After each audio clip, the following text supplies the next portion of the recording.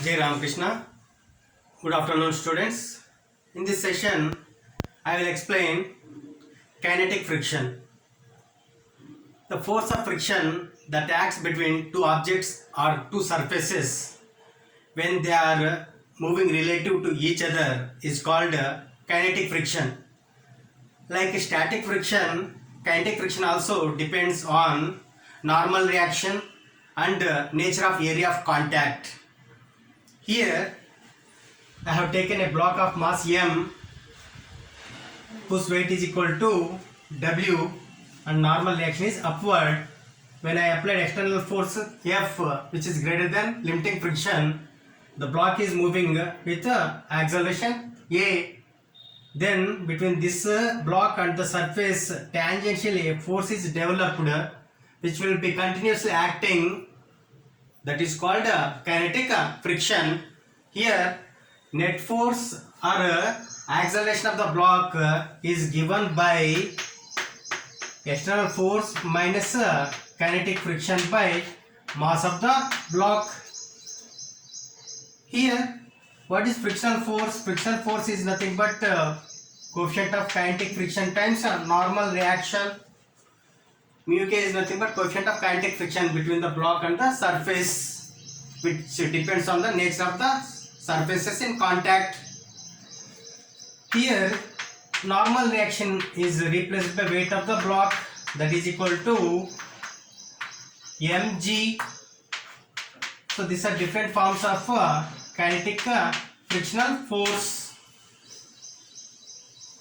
If I take this case, here there is a lorry which is moving or accelerating leftward, and a stone or block of mass m is placed on the surface of the lorry.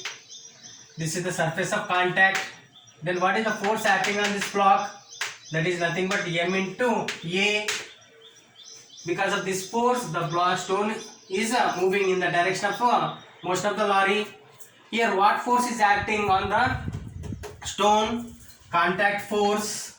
Which contact force? Normal force or weight? No, it is frictional force that is acting tangentially. What is the value of tangential force or frictional force? That is equal to mu times of mg, because mu times of normal reaction is nothing but mu times of weight, which is nothing but mu times of mg. Because there is no relative motion between the block and the lorry, I consider mu static. Now this is equal to force acting on the block. If I equate these two, mu s mg is equal to ma, gets cancelled.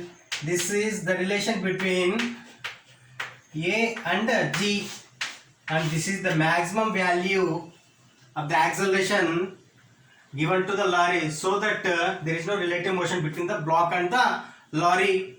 If acceleration is less than or equal to mu s into g, stone will move in the direction of the lorry. If acceleration of the lorry is greater than mu s into g, and there will be relative motion between the block and the lorry, this block moves in this direction. If this is the distance, after traveling this distance, the stone falls down.